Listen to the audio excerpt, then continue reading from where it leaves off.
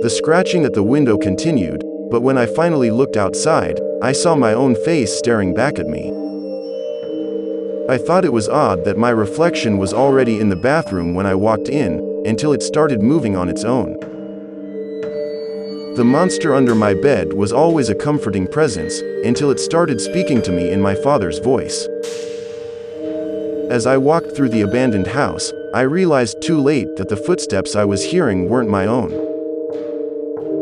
I couldn't shake the feeling that I was being watched, even though I was alone in the room. The old doll my grandmother gave me always seemed to be staring at me, until one day I realized it was actually moving. I was thrilled when I found the perfect house to rent, until I discovered the basement had been bricked up and couldn't be opened. Every night, the same ghostly figure appeared at the foot of my bed, until I realized it was trying to warn me about something far worse. The longer I stared at the painting, the more the people in it seemed to be looking back at me. I thought it was just a prank when I saw someone in a clown mask outside my window, until I realized they were trying to break in.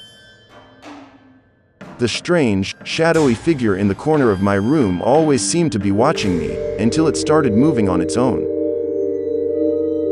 I thought the old, tattered book was just a curiosity, until I realized it was written in my own handwriting. The whispers in the dark always told me to do terrible things, until I discovered they were coming from inside my own head. I was convinced I was dreaming when I saw the dead bodies lined up in the street, until I realized I couldn't wake up. The dollhouse always seemed to be changing on its own, until I saw tiny footprints leading away from it. I thought the voice on the baby monitor was just static, until I heard someone whisper, "I can see you," to my sleeping child. I always thought my best friend was just an imaginary playmate, until my parents told me he had died years ago. The eerie fog that rolled into town seemed to bring with it the ghosts of everyone who had ever died there. The abandoned church was a haven for the homeless, until they started disappearing one by one. The little girl's giggle always led me to the same spot in the woods, until I found her grave. The mysterious package on my doorstep contained a doll that looked exactly like me, right down to the birthmark on my cheek.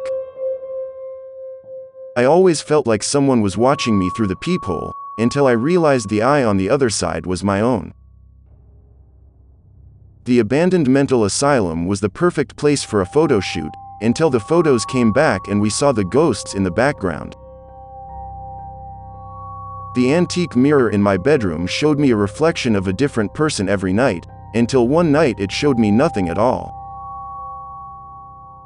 The monster under my bed used to scare me as a child, until I grew up and realized it was always protecting me from the other monsters. The abandoned amusement park was always lit up at night, until I realized the lights were being powered by the souls of the trapped visitors. The old photograph of my family always showed a strange figure standing in the background, until I realized it was the person who had killed them all. The creepy crawl space in the basement always gave me chills, until I found a hidden room with a single chair and a noose.